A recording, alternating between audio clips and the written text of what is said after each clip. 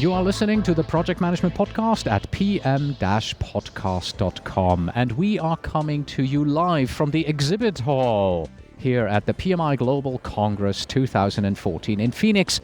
With me, standing here at a beautiful table, is Frank Parth. Hello, Frank. Hello, Cornelius. How are you, sir?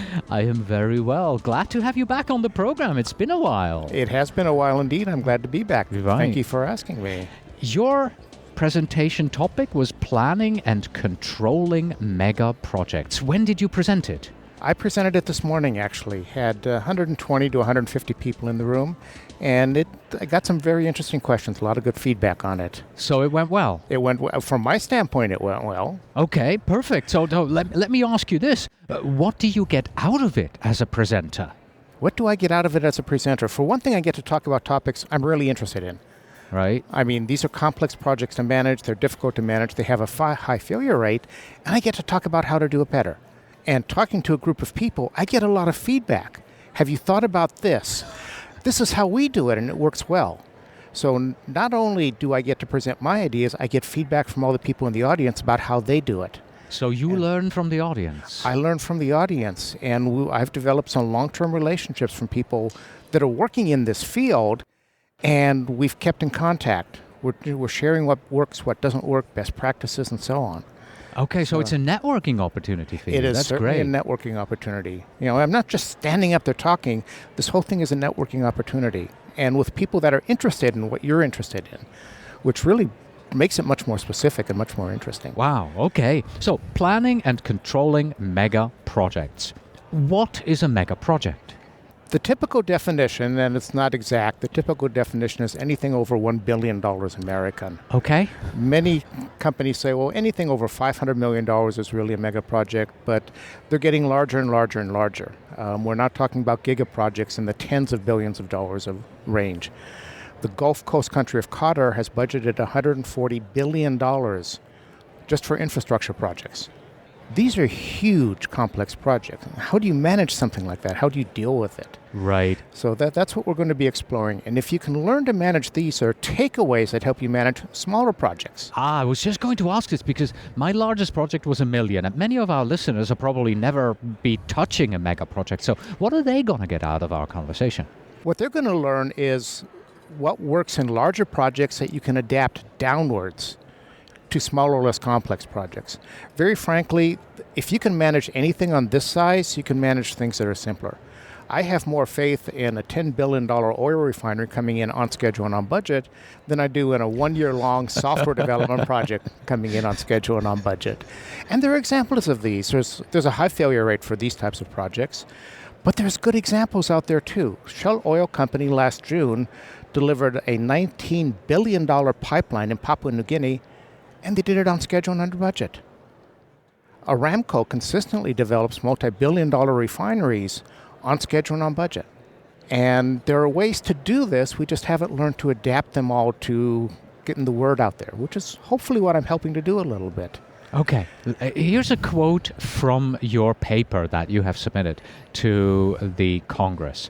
Research shows that the ultimate success of a complex program has very little dependency on how the program is managed once the construction phase begins, and far greater dependency on what happens before that phase begins. If a $10 billion refinery runs late and over budget, the failure has started long before the project schedule was created, or the engineering, procurement, construction, that's the EPC process, has begun. Can you develop this for us? Why is this?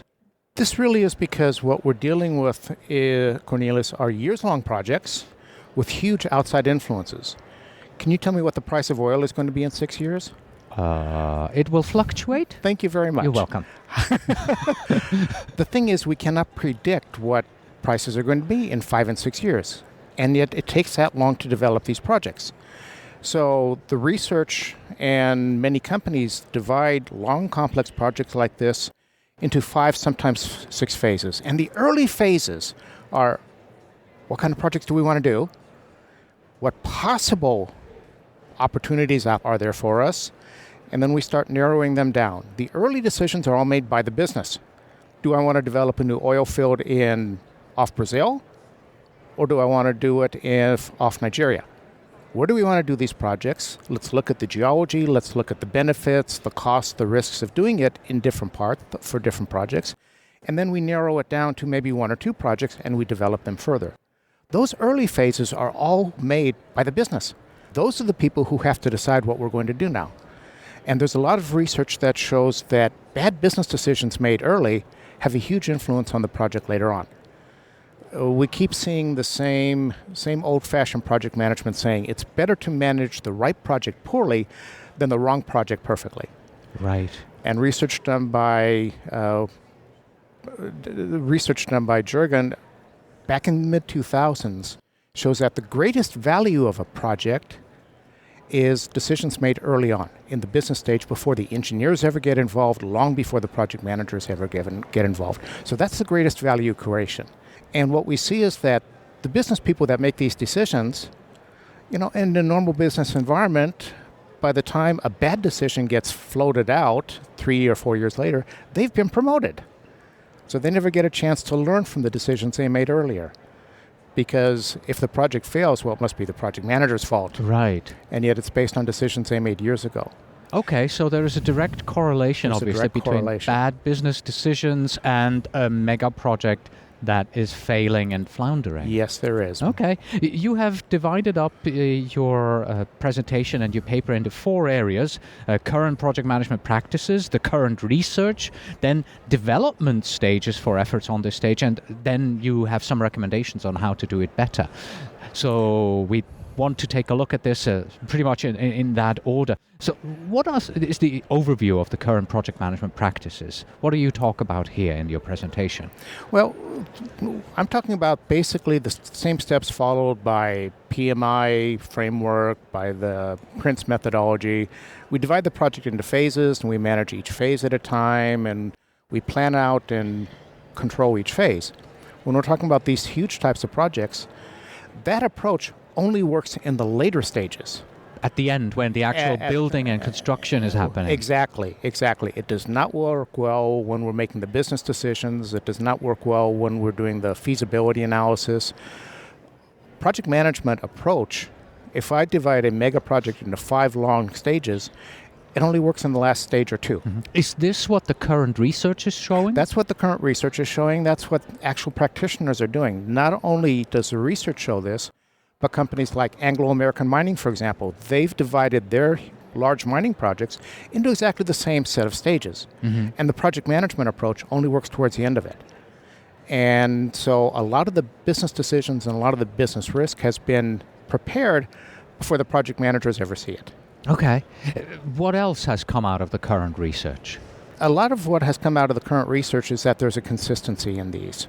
We're seeing the researchers and the companies dividing projects like this into the same 5 or 6 basic stages. And again, the early ones are on the business, the later ones are on the engineers, and then the project managers. The Construction Industry Institute has an approach called the PDRI, Project Definition Rating Index. And this is a set of questions you ask several times as you approach the project, and it tells you how risky the project is. The Construction Industry Institute also, and a company called IPA, Independent Project Analysis Incorporated, has their own survey called front-end loading. And you repeat this survey several times as you get close to the engineering construction phases, and it does the same thing. It asks, is the business ready? In both of those different surveys, the early questions are on the business, and those have the most weight. Because if the business is not ready to do this project, you can spend all the time and money you want on the engineering and project management, and it won't be successful. For front-end loading FEL, the recommendation is to do it 3 times as you get closer to the project. The emphasis is different in each time. And what the research done by IPA shows is that if you get to FEL 3, which is right before the procurement stage, and the business goals change, 82% of those projects will fail. It makes sense, because suddenly you have different business goals and the project was never built for those. Exactly. And these early stages are the least cost. You're going to spend probably up to 15% of the project cost getting to the EPC phase. Right. And 85% of it during the phase. You know, even though we're talking about mega projects, I almost hear you talk about every project out there, because You say they are phases that happen before the actual project gets launched, before we project managers even get to it. Well, a business case is usually developed. Somebody has a strategy that changes in our organization. Based on this, projects are submitted and selected, and somebody and all of this happens before my little $100,000 project to develop a new website is ever being called a project. Correct. Right. So I see similarities there, but of course the scale is completely different. There are in fact similarities there, Cornelius, and if you look at it from a very high level viewpoint, mega projects fail for many of the same reasons that smaller projects fail. And that is either not gathering all the requirements or changing requirements as you're going through it, or not spending enough time planning. Now, as you plan out a mega project, there are really detailed numbers you need. You need thorough data on everything you plan on doing. If I develop a refinery, I design that refinery based on my expectations of the chemical composition of the oil feedstock. If the chemical composition is different, I've designed the wrong refinery, and production will not be what it should be, or it won't work at all. And there are examples of that. So you have to spend more time gathering that upfront data. In fact, you may even spend more time planning the project than actually the construction phase of it. And that's not unusual. Oh, so let's say the construction phase is a year. It's possible that the planning phase is 1.5 years for the construction phase, or longer planning than execution? Even longer. At the 2009 EMEA conference in Amsterdam that PMI held, there was a project on a pipeline project. There was a presentation on a pipeline project in Canada. The actual construction of the pipeline was 3 years. Getting to FEL3 took 3 years by itself. Wow. FEL2 took 6 months by itself, and getting to FEL1 was 3 months. So they spent almost 4 years planning a 3-year construction project. Okay. Wow, that is amazing. Okay, so that kind of covers the current project management practices and also the research that you have in your paper and presentation. We've talked about these development stages. Can you define those for us? What are they? I'm going to use the word phases when I talk about projects. I'm going to use the word stages. Stages, okay. When I talk about the 5 stages you've mentioned. 5 stages, yeah. Okay. The first one has to be just a general view from the business of what kind of work, where do we want to put our money? It's a portfolio selection process. We do more analysis. We narrow it down to 1 or 2 particular projects in the second stage. We do the detailed analysis of the 1 or 2 we've selected in the third stage. And then we go off and start doing the detailed engineering. Up until the start of the detailed engineering, it's all been on the business decisions. Now the engineers are getting involved. And once the engineering is done, now we can get into the project management portion of it. Now, typically, the engineering is often contracted out to a company that specializes in this. And for example, for an oil or gas refinery, what's typical is a top-level design, maybe 25 or 30% of the overall requirements, called a FEED, a front-end engineering design. The output from the FEED is put into the RFCs, and that's what the contractors bid on. Then the contractors do the detail design. Now, unfortunately, quite often the project manager doesn't get involved until the contracts have been signed. And then they start pulling together all the project management plan and coordinating it. The real recommendation is they need to get involved much earlier than that. The engineers need to get involved earlier than that. We need to have a consistent high-level team following the project. Once we get past the feasibility stage, even into selecting the 1 or 2 projects to do. Too often the business has been known to select a project and the engineers are saying, the technology isn't there to do that, we're sorry. So my recommendation is, I have a couple of strong recommendations. One of them is get these people involved much earlier and have them live with the project the whole time. And the second one is, don't treat this like a project. Treat this like starting up a brand new business. You're not a project manager, you're an entrepreneur. Okay. I mean, these endeavors are so huge, 1 billion, right? Yes, or more. That is a business in itself. That is. You're building a brand new business. Yeah. You need a business plan. You need to know where the money's coming out and going from, what's going to happen in the future, 1 year, 3 years, 5 years down the road. You need to have all this planned out. And it's really no different than setting up a brand new business, much more so than managing a 6-month-long project. Yeah. I've also got your other recommendations here in front of me. Another recommendation is increased risk management. Yes. How does that work out? Most of the risks we see on these projects are not caused by the engineers. They're not caused by the technology. They're not caused by the complexity of the project. I mean, a typical oil refinery has 4,000, 5,000, 6,000 piping interfaces. that's complicated, but it's not really complex. I mean, the engineers know how to do that. The real risks come from outside the project environment. The World Bank has the term VUCA, volatility, uncertainty, complexity, and something else. I'm trying to remember the last one now. And it really deals with, okay, if we start this project now, what are the risks that are going to impact it 4, 5, 6 years from now when we actually get the work and get it finished? If I spent 6 years building a refinery and the price of oil has dropped, I've spent $2, $3, $4 billion, and I'm not even going to turn it on because I'm going to lose money operating it. On the other hand, if I catch the economy right and the price of oil goes way up, then I'm going to make a lot more money than I had planned.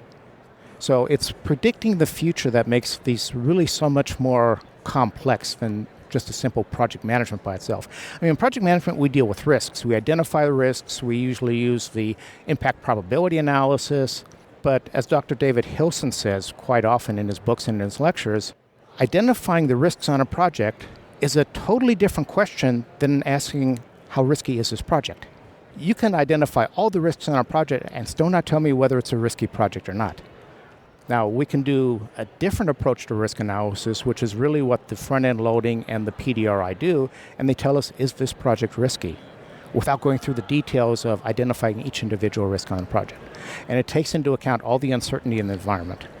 Another recommendation you have is develop requirements and the data. You already spoke about the data, Yes. that you have to do this very early on. Yes. And requirements, pretty much the same thing. Yes. Yeah, of course. Yeah, I actually see this as almost like a theme through many of the interviews that I've been doing here at the Congress. Requirements, requirements, requirements. It's an ongoing Cornelius, you knew discussion. me. I've been yelling at PMI about requirements for the last 15 years, and they're finally starting They're to finally listen. listening, yes.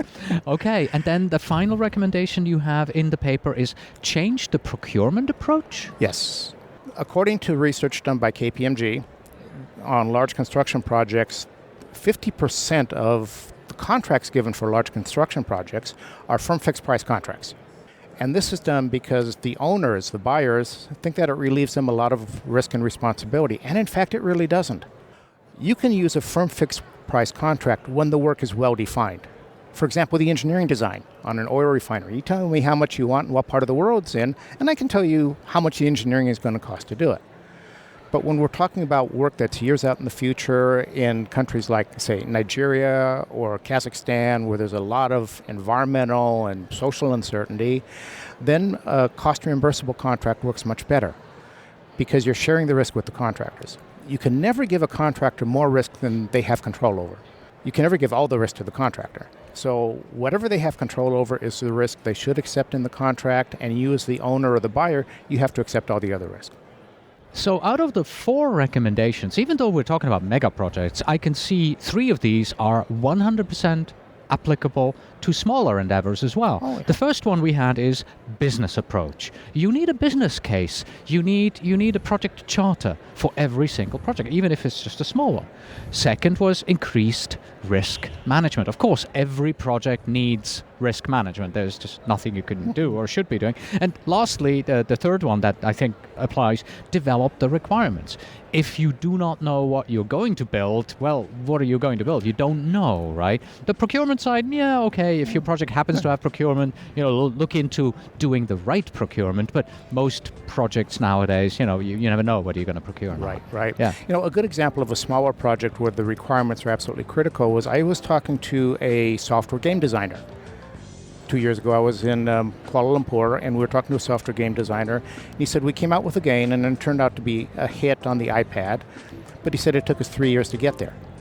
And he said, the reason it took us 3 years to get there is because the business developer, the person on the business side, kept changing their mind on what they wanted on the game. So we do 6 months work, and he said, no, that's not the game I want. This is what I want. And then 6 months later, they do it all over again. And so it's not just these mega projects that have problems with the business side deciding what they want. It's virtually all projects. That's what it is. When you embarked on developing this paper and the presentation, what was the takeaway the one big takeaway that you wanted to impart on your audience? The one big takeaway I wanted to impart was I gave them examples of, there's a lot of examples of project failure, but I gave them examples of projects that were very successful at the same size and scale. There are ways to do it. We can control these projects. We can make them successful. So that's really what I wanted them to get out of it. And in just writing the paper, I learned a lot myself because I had to do the research to find this out, right? And in fact, this paper is 10, 12 pages? Yeah. I ended up writing a 35-page paper. And you cut it down to And this? I cut it down to that. Oh, wow. Yeah, Okay.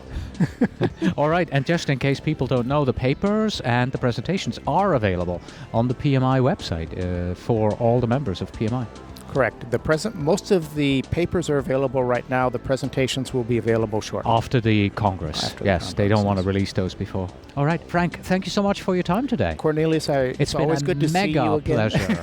It's always good to see you again, and I hope it's not so long before we talk again. All right.